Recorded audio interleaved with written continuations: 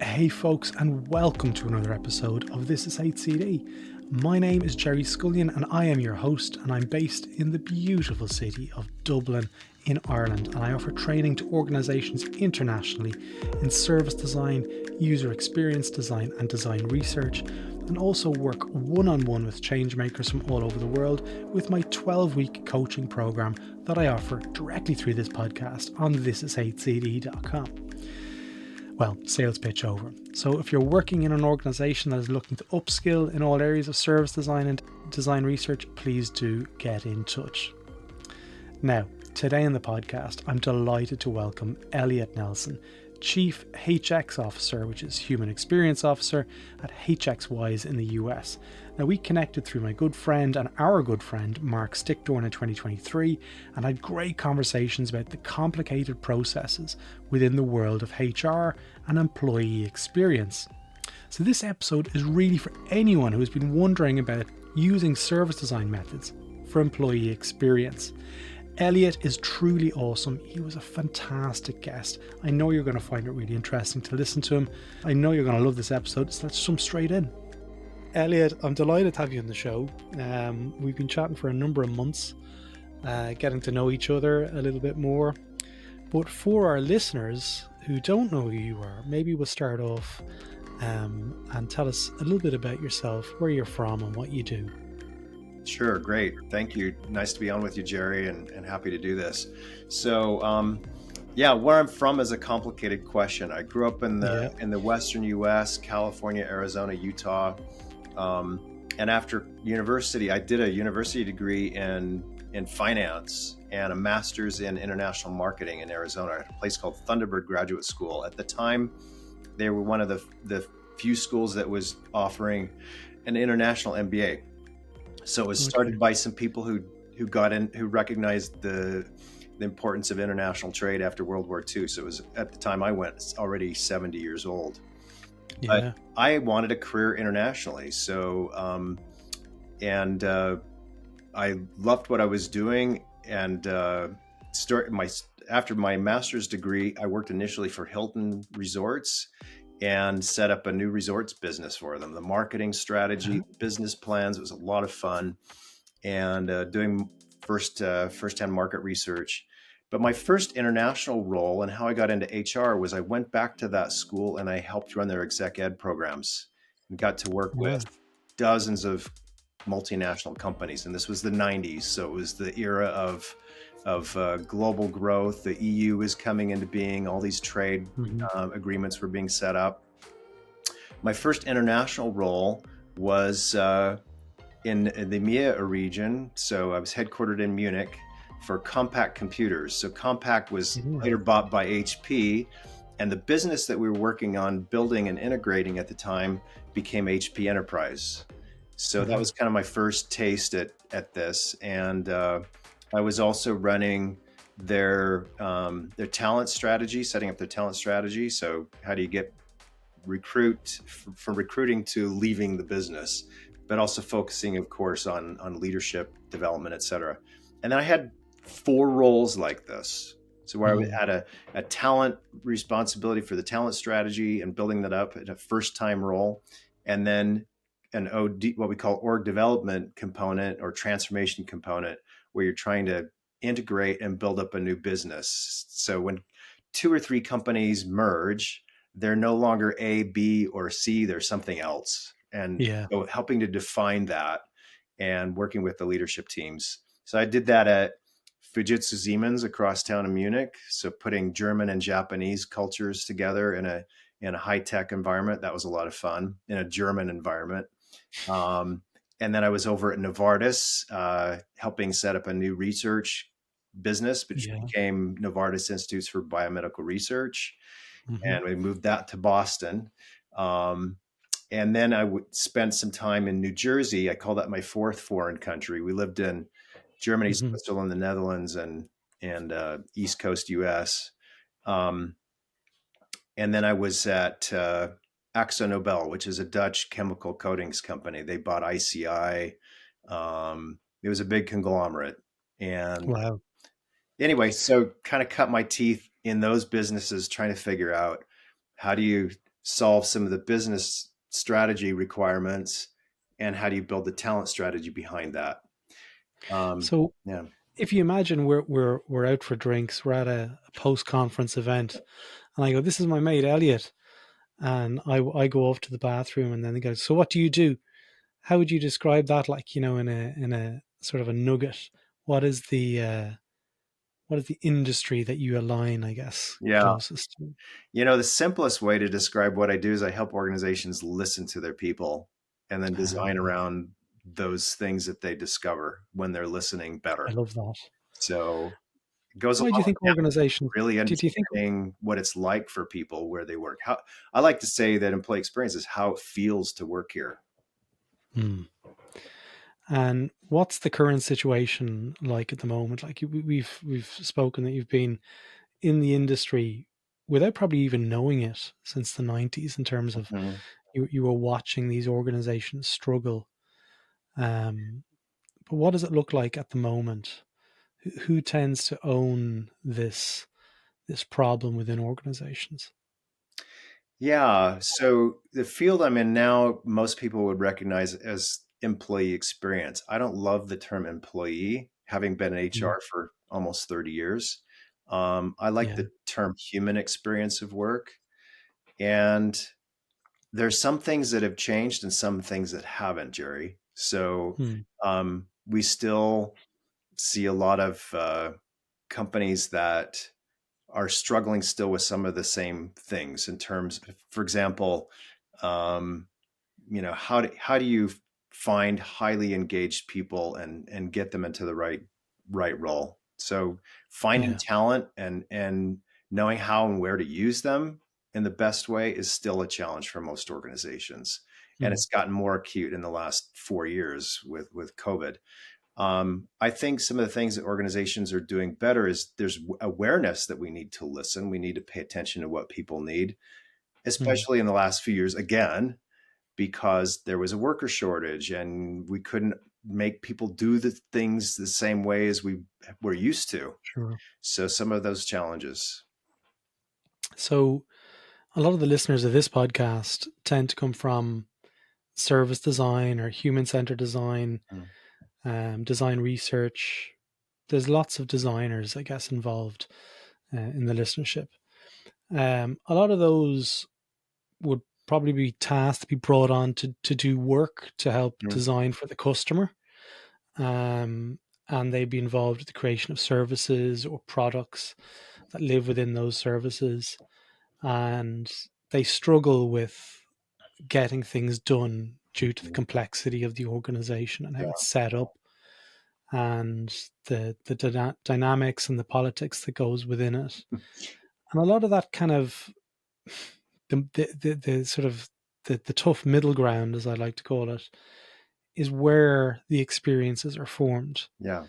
and we carry those forward in our life. Hmm.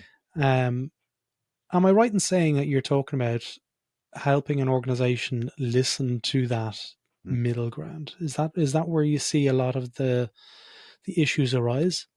It is. And one of the challenges to listening you touched on a moment ago is politics, and I think part of it is also because um, I was talking with Mark Stickdorn, who we both know. Yeah. You get pet projects that a leader says, "Well, my brother-in-law and I were having beers last weekend, and we were talking about this, and we really need to Wouldn't it do be this." cool if we did Yeah, this? wouldn't it be cool if we did this? So there are pet projects that get an inordinate amount of attention, right? The other Yeah. thing is that we know what we know.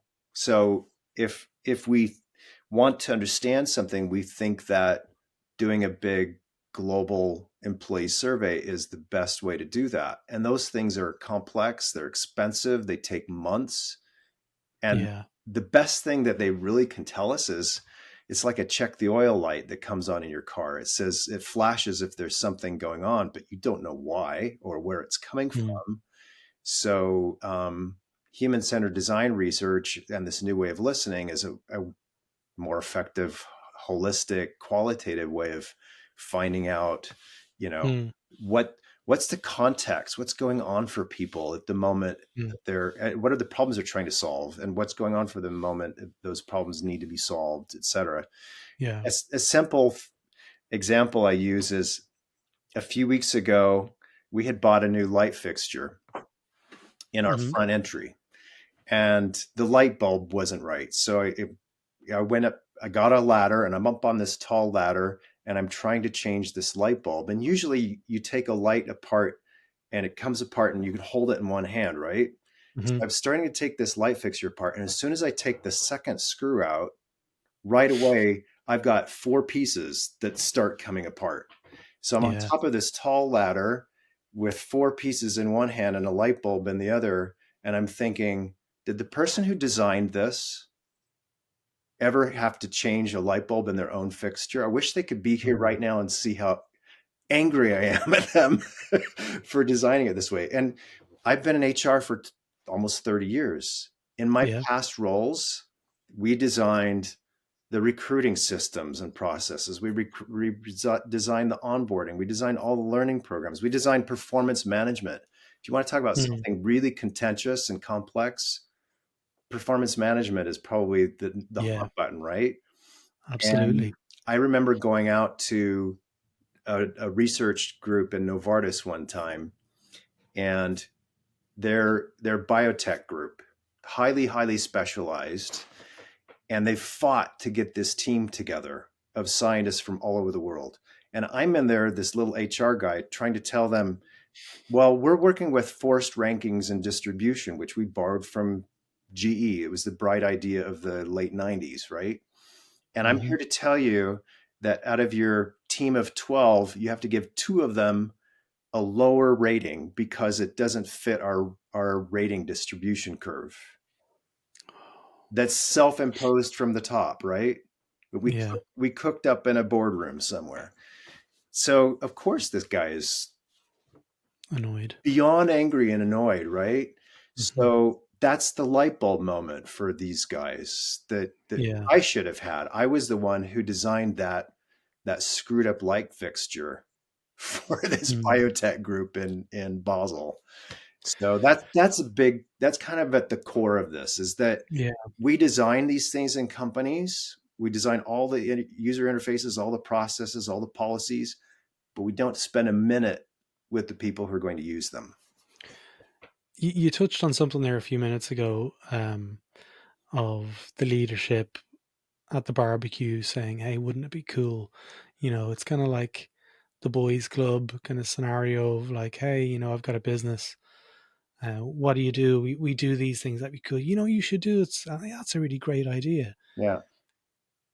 There's really nothing wrong with that interest and Yeah. stimulation of kind of potential ideas and stuff. But how do you nip it in the bud when in the Monday morning when he brings that back into, and I'm saying he brings it back into the organization and kind of goes, "Hey, I want you to do that." How, because that's a political situation. You've got somebody who owns the Mhm. scenario. And I think it's very common for teams just to see things arriving in the backlog that may not have been properly groomed and properly, Yeah. evidence based. Um, how do you handle that? Because I think that sort of attraction to conflict is one of the things from a human perspective we all struggle with. And when it gets to executive kind of power and dynamics, Hmm. and they're saying, we want you to do this, it's not a case of us saying no. Who's going to say You're no to also, the boss, right? yeah, you're saying no to the boss, but you're also putting your livelihood at risk, your Yeah. career reputation. Hmm. How do we improve that situation? How do we help them see that there's a risk Yeah. and slowing down and potentially building something that people don't want? Yeah. It's a great question. And I think it goes to, for this audience and any audience, frankly, Mm, it goes to what groundwork have you laid already to get credibility and trust with that leader to be able to mm, say, I can push back, right? How confident yeah, can I be if I'm not going to put my career, so that I'm not going to put my job and my career at risk. yeah, So for those who are doing this role in companies, we really have to kind of start small, but find some business leader who's Mm. willing to experiment and use this new way of working, doing Yeah. doing doing UX research and design, for example, and just experiment with it and build a success record slowly, a bit at a time, Mm. so that if that moment comes that you've got a business leader and then maybe another one that says, "Hey, I've got this idea to test," you've got something to refer back to and say, "Hey, well, let's go Yeah. talk to so and so and see how they would approach Sure. something like that." So if you've got that ally already in your back pocket, so to speak, and you have Yeah. some street cred with that person, then I think that's the best way. If you don't have that, then probably the best you can do if you're bold enough to speak up is to say, "That's an interesting idea. Let's test it. Yeah. Let's go talk to some people and Take them try it through it. out." And I think the biggest challenge that companies have, I was talking about assumptions a minute ago. The way we're used to doing things is, let's say, taking the performance management thing or the Mm. new leadership program or any one of these things. We think that it has to be worked on in a committee for several months and designed perfectly with all the details, all the instructions, all the communications, especially because Mm. organizations are really big on making sure everybody's on board and communicated with before something gets launched.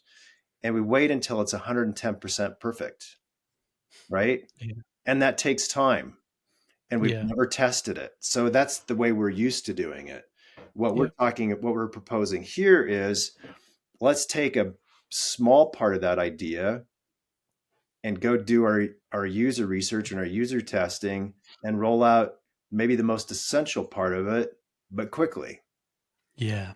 Just get it out there and try it in a Yeah. small, maybe less, a lower risk part of the organization. Yeah. I That I mean, think should appeal to most executives. yeah. We had a couple of great conversations in the last couple of months with design leaders in various parts of the world. Some people tended to think if you're being asked to do stuff that really doesn't value design and they're kind of pushing you in those situations, Yeah, maybe the best outcomes is to start looking around for another job. But I guess could be. one of the things that I'm really interested in is obviously within reason, is staying and helping move the dial forward, Mhm. because a lot of organizations out there are struggling with this stuff, and a lot of people out there are struggling as well, just generally with being overworked and potentially underpaid and Yeah. so forth. How do you see them improving the situation for the quality of the experience of the person working in the organization? It's obviously something that executives will be very much interested in. They're like, okay, well, you can do an awful lot of things here for me. Yeah. What I want to understand is, what are those things that HX or EX tend to get asked to do? Hmm. Yeah. Reduce churn is probably one of them. Yeah. That's a big one. I think one of the challenges and opportunities that companies are having with EX is where to apply it, right? And usually, Yeah. what they're saying is, this should be part of HR, right? Mm, So where they put this function, if you call it I call it HX as the human experience of work as opposed to EX. So if you hear me use the term HX, that's what I'm referring to. Um, yeah. where they decide to put that person and that capability determines a lot of things, right? If you put it in HR, then people assume that this maps onto the employee life cycle. It's about joining and leaving a company and everything in between in that, what we used to call a talent life cycle, right? Mm, So we're seeing some other places like ING or AkzoNobel or Atruvia is a German company, um, Credit Suisse, where they're putting mm, it under the CIO, the CTO, COO. Sometimes it even yeah. reports into the CEO, very rarely. That gives Mm, them free reign to work on broader projects, on Yeah. workspace, on transformation, on, building this capability into all the functions, right? So it Mm. doesn't get so myopically stuck into HR things. And I'm not saying that's always a bad thing, but where you put it tends to determine where it's going to run, right? One of the cool opportunities I think for people who are listening is that we're seeing organizations, these early teams of HX leaders are putting UX and design people on their team. I can't Mm. recommend that highly enough for Yeah. several reasons. One is usually that HX person or EX person is usually the title they've got: people experience, employee experience. That head that's running that new function, 90% of them started their job in the last 2.5, 3 years since 2020. Yeah. 90%. And of that 90%, they're coming from another HR role. So they don't Mm. have any clue about the skills, the methods, the tools, and what these things can do. So how they work, Yeah. the impact. So being able to have that, if you're a UX person joining that person who's newly running a company, you can be a huge help to them, Yeah. right? So yeah, and I think that I was just doing a search for a company, a big multinational company of 60,000, and I really tried to feed them candidates who had been in UX and design roles before. Because if I look Yeah. at the LinkedIn profiles of those people versus the ones doing HX or employee experience, Yeah. the the skills and the things that those people do, the way they talk about it, it's like Mm. night and day. It used to be, I remember years ago when I started my career, way back when horses were on the road and people used to forage in the forest for food in the 1800s, only joking. But I remember when I started my career off, HR were seen like if there was a problem, you could go to them. They were like, okay, they were your allies. They were like the middle ground between, the nasty executives that were going to make you, work on the weekends. Yeah. And, they were kind of like an ally, like Mhm. NATO. Okay, Yeah. right. And something seems to have shifted in the last 15 or 20 years where they've kind of lost the human side of it and they've just Mhm. leaned into the resources side of Yeah. it. I don't know if I'm imagining this, but I remember years ago in one business, I was like, oh, look, I'll just go to HR and I'll ask them about it. And they go, don't go to HR. They're the business. They'll just tell you exactly what they want to say. And I was like, really? I was so confused. I mean, I'm still from that mindset where, there's not really an us and them. We're all in We're it all on the together. same team. Yeah. We're on the same team.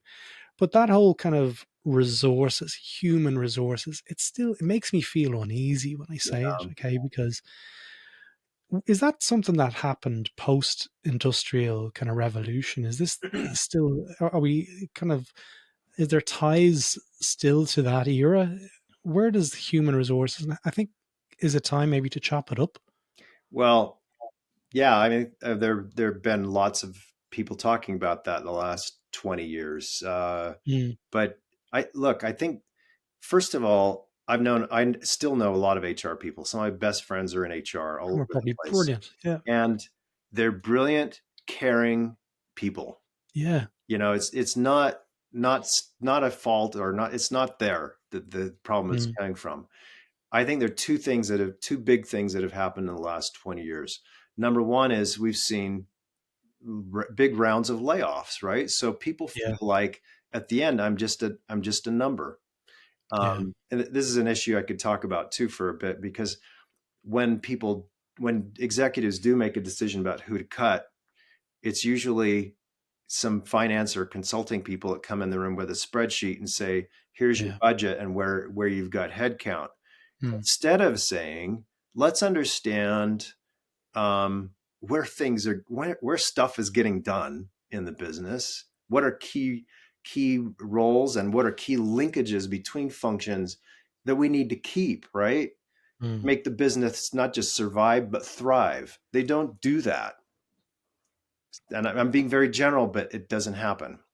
yeah. Second thing is we bought starting with SAP, now it's Workday and Success Factors. We put these big systems in that run everything, and people don't have a human interface anymore. It's me with my mobile device or my laptop.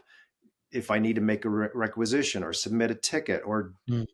it's the same level of frustration you have. If you have a Yeah. problem, Jerry, you want to talk to a person. You don't want to wander through a website and find a help desk and talk to a chatbot.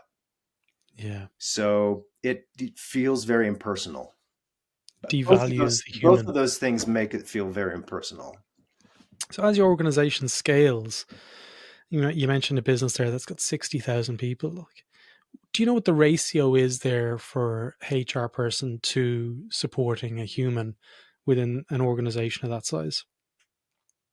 Yeah, they focus on that a lot, I think, and they bat about ideal numbers. What's the ratio? What So I've no idea. Like, what is that the right or wrong approach to think about these things? again, it's quantitative versus qualitative. What are you trying to do? Mm, What are you trying to solve? Right? What's the objective that you're out for? Is if people get focused, I think this is one of the issues we've got, right? If you're focusing on quantitative versus qualitative and thinking about the problems to solve, you're going to mm. probably go down the wrong path. Yeah, the follow on was basically like they're pushing to this AI alternative, Yeah, this autonomous system that will make decisions on behalf of yeah, humans versus that whole contextual understanding of, well, this person has had X, Y, and Z happen to yeah. them over the last 10 years. That human empathetic sort of aspect is lost Hmm. when the ratios get too big and it becomes Exactly. a cost factor, a cost saving factor, Yeah, where they're like, okay, well, it's costing us, $500 per person per year to have a HR person yeah, manage this team. How much does it cost to have a system look over that? sure. That's where I was thinking, is that how these decisions are being made? I think generally, yes, but Yeah. I like to think of what we're doing in HX and what people who are part of this design and experience, any experience domain could do inside an Mm. organization. The good we could do is reversing that, right? So Yeah, we're the human side of this. How to absolutely. bring the human focus back into organizations, even while we're doing systems. So, for example, I've got Mm. a good friend, Martijn Sasener, who does EX at Credit Suisse. Mm. He has created several dozen service blueprints of what the organization and different functions are doing, and how, trying to identify within specific situations, what are the problems people are trying to solve? What's the context Yeah. for that?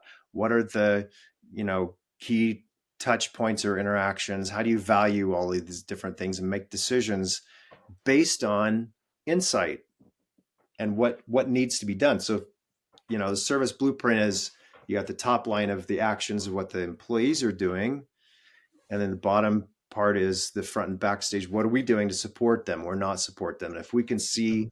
how that's lining up, that gives us a quick visualization of where we need to focus our priorities. It's a simple tool, but a UX person who knows how to use that and how to put that together could put that in front of a business leader and say, hey, you want to make some great decisions for next year for where you need to focus and put your money, that's based on insight Right. rather than a top level number. Here's the solution.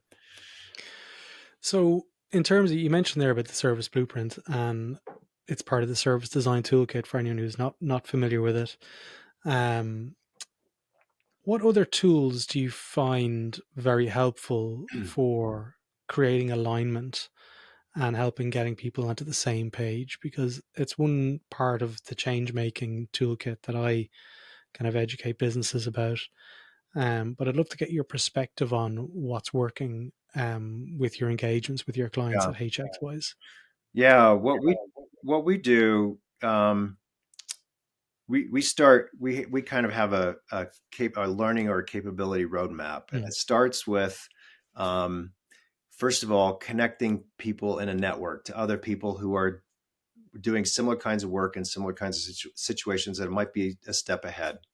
mm, So in the first few years that we were doing this, we had a HX leaders network. So people who were running employee or people experience for a company got together and talked about the projects they're doing, what kinds of tools or methods, what are they learning from doing this, Yeah. and what are the challenges to change or transformation. We've expanded that to include the UX and the design and the CX communities, all these other experience domains, because we're all working on similar things or similar types Mm. of problems, maybe different applications, but very similar types of experiences, right? Yeah. That's the first one. When we get inside an organization, we try to build champions of this. So build some awareness for not just HR, but including HR if they own it, certainly, but other functions and key Mm. sponsors. Who would be sponsors of this? We call this a champions boot camp. So it's a multi-day, take them through the stages of service design, UX, human-centered design, Yeah. right? So end to end, from research and then putting this into visualization tools like a persona and an experience or journey map, service blueprint, Mm. identify priorities. And then from these priorities, let's take the ones that we've evaluated as number 1, 2, 3, and ideate and generate some prototypes of those and then test those. So we Yeah. take a live focus topic like first week of onboarding, or we did with L'Oreal a few weeks ago, their crossboarding, the first week of a new assignment within L'Oreal. Mm. We're doing a company later today on the performance appraisal process. What happens when I'm having that sync conversation with my manager? Yeah. And all the processes and systems and tools that sit around that. Mm. Um, and what happened with L'Oreal, as an example, is that we had them bring in some raw data, surveys. They'd done some focus groups. They had help desk, Mm-hmm. and we said, bring in your quantitative and qualitative data. Let's look at it. And in the first part of the workshop, we put them in breakout groups and we said, so talk about this. What are you hearing? And it's interesting because when you have process owners looking at data coming back that's impacting, what they designed, they get a little defensive. They get a little bit, don't they know they should do this? Or why Mm. are we hearing the same problems coming back and forth? So it's their lens, right? Yeah. And in the and we worked through how to build empathy and persona maps to organize and structure that data. And then on day Yeah. 3, we brought in day 2, we brought in real colleagues who had Yeah. gone through a job transfer recently in the last 6 months. And we said, let's do a co-creation, a mapping exercise of that experience, your first week. And let's understand a little bit around that, right? But take us through, tell us the story of this and tell us about your pain points. What were your moments that mattered, et cetera. So, Mm. and then we looked at the front and backstage. What were the people in the room who were the designers afterwards doing Yeah. to support that? So we created that service blueprint. And a marvelous thing happened, Jerry. They started to see what was going on through the eyes of these people. Mm. And I love these co-creation things because typically we hear people say, who are responsible again for the design of it, I never knew that. Yeah. I thought this was the problem. I found out it was something else. Yeah. Those are big breakthroughs. And then when they went through the ideation and prototyping on day 3, and we just take them through it, it's fast, right? You want to Mm. give them a touch of this. Yeah. Um, they brought people back who were the colleagues that had gone through this cross-boarding experience, and they pitched back their new ideas to them. And they had a connection. They were using their language, their words. They had that voice. They talk about voice and employee. This is how you get there, Mm. right? So it was an emotional moment too, because the recipients of this were saying, thank you for listening. I've never had Yeah. anybody spend the time. Yeah. That sounds like a great idea. What about this? So they had this conversation. That's when I say talking about listening, that's what you do. So that's It's kind of really the nice. first way to get, and if you get business leaders and all the people who touch that particular journey in a workshop like that, Mm. model it, that's how you build converts to this. And then Yeah. you go from there and teach them, you focus on different roles and specialties. So who's going to design that? Let's work with them on a bigger project. Let's expand it and use all these different tools. And for the sponsors and others, let's teach them about governance and what to look for, Mm. what questions to ask, what to measure. For the ones who are running this, it's managing all of this from a strategic level, the change, how to manage multiple project teams. So we have to think also structurally, how are we going to Mm. build this up? Reason why that's important is I'll give you an example. J&J, Johnson & Johnson, as an example, a couple of years ago, hired at a design firm to come in. I think they trained 2,000 or 3,000 people. They did a boot camp like I'm talking about, but then Mm. they never did anything after that. Yeah. So it So didn't go anywhere. You have to embed the skills and et cetera. is it a case, and you've kind of just answered the question there, but is it a case for design riding in on a white horse saying we'll save the day, or is it a case of teaching them how to fish and provide for themselves? It's probably a little bit of both. I would say it's two things. We've Mm. been doing this for 7 years, so we're new, but we're also EX has only been around for 7 years, Yeah, so yeah, yeah, we're the one-eyed kings in the land of the blind. You have to do two things. You have to teach them to fish, and you have yeah, to fish with them. yeah, Because teaching them to fish, especially with new skills, new tools, and especially new mindset, they'll be excited about it, and then the week after, they're busy with something else, yeah. and they forget it. So you So have to sit with them and show them how to do it and model it in a bigger project. exactly, and then it's that two-pronged approach that I've spoken about before at conferences. I know actually Lou Down, who's been on the podcast a couple of times, messaged me saying that Mark was speaking about one of my methods called the wall of pain at the Service Design Global Conference, which really visualizes the repeated problems within an organization that's been had from the customer's perspective Mhm. and creating the level of accountability on why those problems still exist and how much it's Yeah, costing the business. yeah. Um, and I think that accountability is good. Like, so sitting with them while they're fishing, but Mhm. also having that two-way conversation with the people that are the sponsors of those projects and saying, actually, you know what, this isn't good enough. This has been hanging around here for 6 months. We need to solve this problem. Um, what other things do you think that have worked for you and your clients post that training piece? Because, you know, one of the things I love is the Friday optimism where they're like, this is great. We're going to take it into the organization. And then they have a great weekend and they're telling all their friends at the barbecue and they're like, yeah, it's great. Looking forward to it. It's going to be all different. And then they come back into work on Monday morning and they've got 10,000 emails because they've been out for a week doing training. Yeah. How do you handle that readjustment?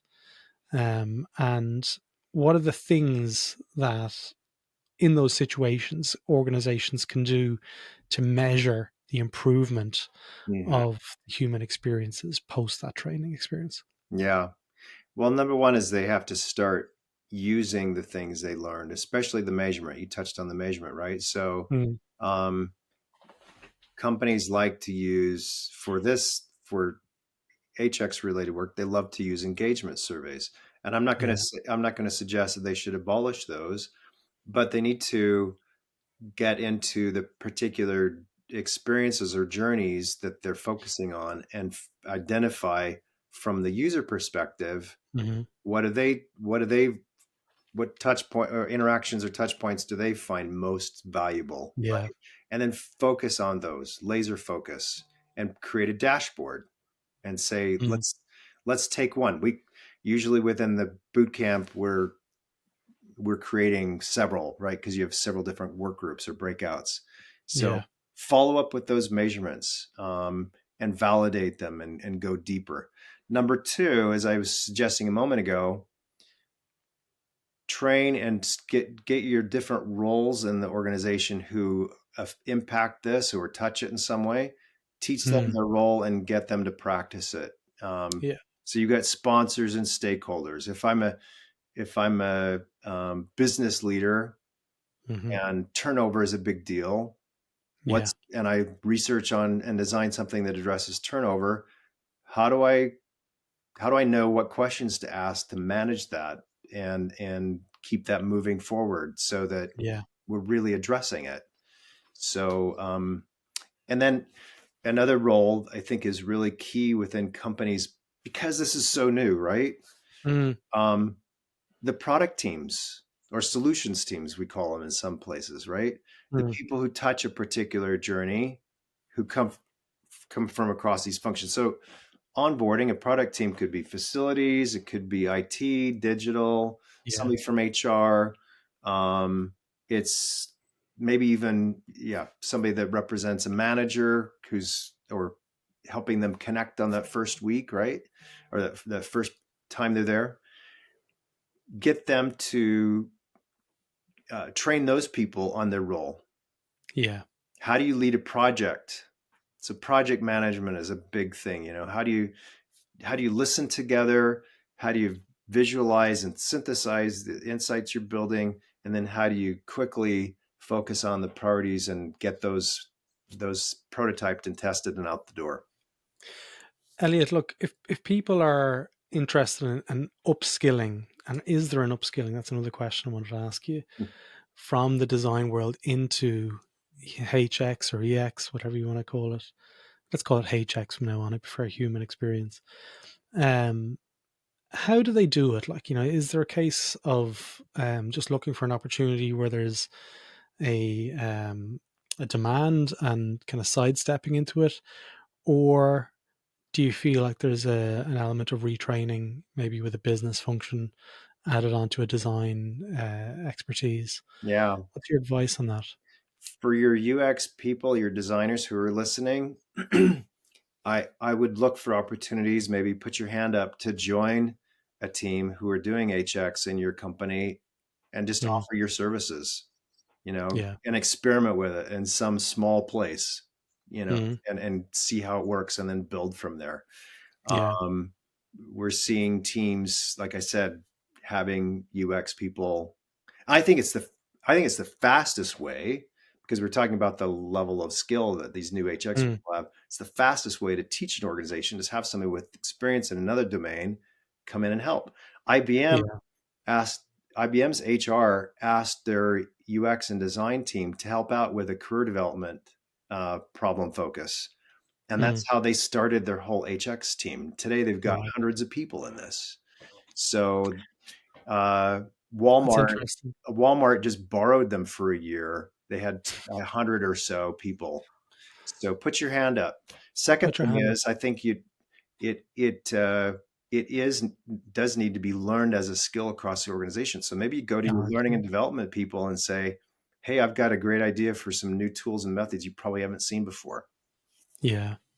And from the HR side of things, if they're looking to get more into the HX side of things, it's probably an easier sell for them because they're part of that Hmm. tribe, if you want. But what advice do you give to those people who are from that background or discipline and looking to become more HX advocates?